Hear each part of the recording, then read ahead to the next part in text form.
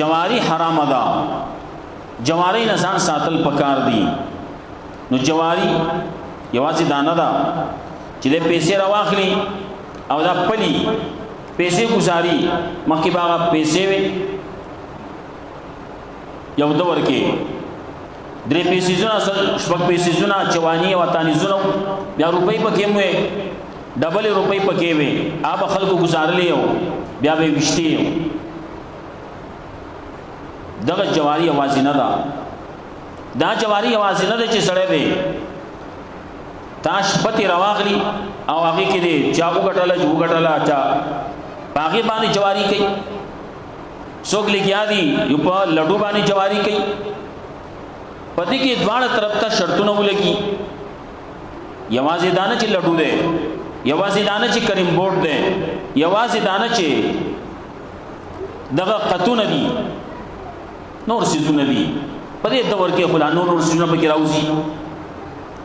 بعضی دا سيزونه دي چې زموږ عام مسلمانانو ته او جماعت او مدرسې سره تعلق ساتونکو خلکو ته داغي نمونه هم پته نشتی، لیکن دی هغه جواری دا حرام دي.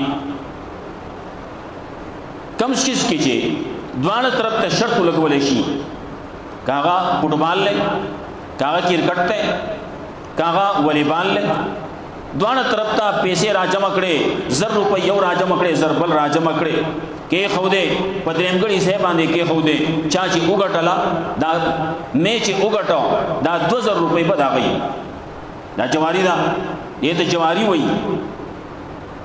دغه سي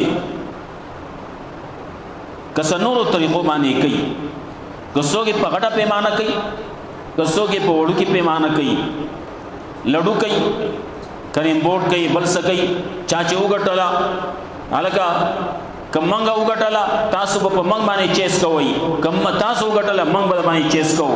دغه چې دیم حرام دی.